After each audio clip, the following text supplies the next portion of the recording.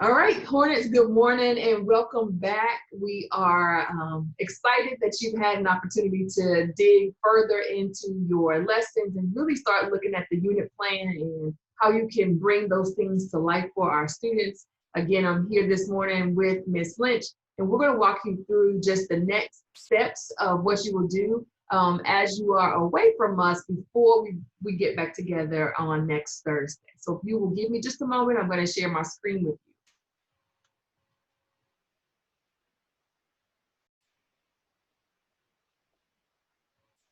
All right.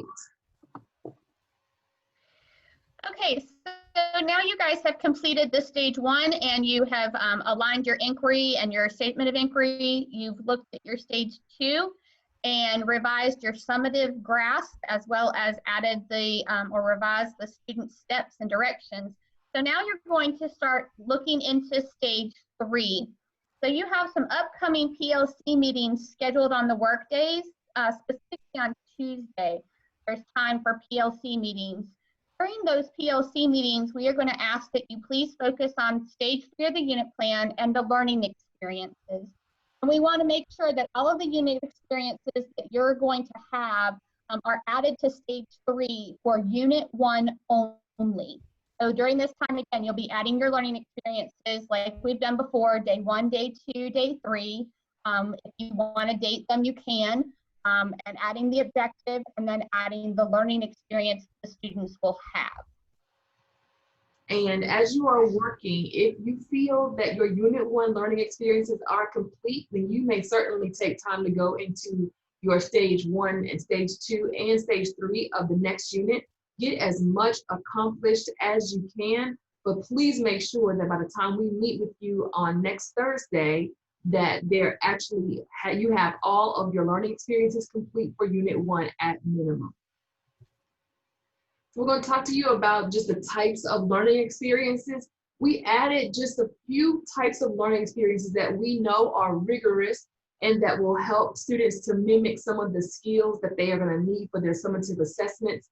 That's one of the areas where we know there is a lot of room for growth, and that is making sure that prior to the assessment, our students are able to experience learning opportunities that stretch them to be able to be masters of the summative assessment.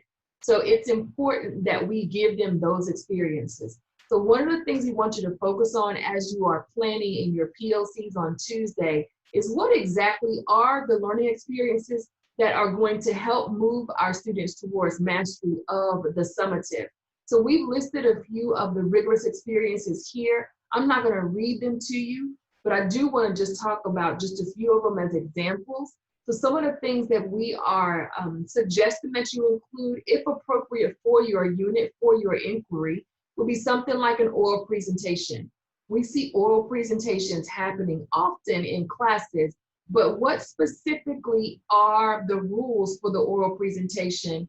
And how frequently have students engaged in oral presentations before the summative to help make sure that they are well prepared for that audience that they're about to face when they're doing an oral presentation. And we said that an oral presentation is just a short talk on a set topic given to a seminar group. That's pretty simple. So we thought we would define these just to make sure that we don't fall into any of the cracks of trying to make something fit that really doesn't fit. Something else that we have listed here is the interdependent collaboration. So how are students working with others to produce or create something where the group relies on one another for completion? So not just that each of them is taking a part of the task and they're all doing it separately, but how do we teach them to be independent collaborators? So those are two examples, and if you will just take a moment to read through this list on your own, and then I will move to the next slide and go move further.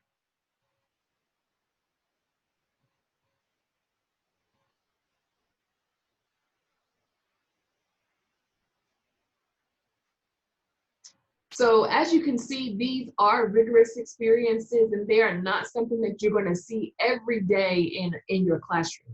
And I want to be clear that that is not the expectation. However, you should see some of these peppered throughout every week.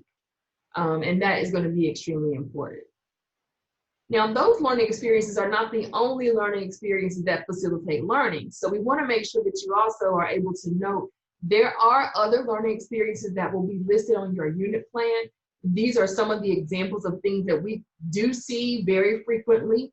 Note-taking, worksheets, question and answers, those things are on unit plans already, and they are valid experiences.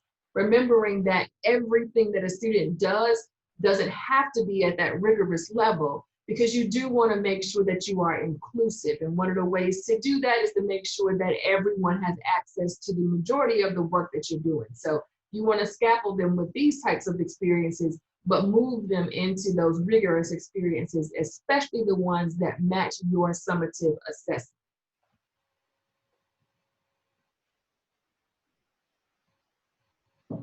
So our next time together with you all will be August 13th from 10:15 to 11:45. That is next Thursday.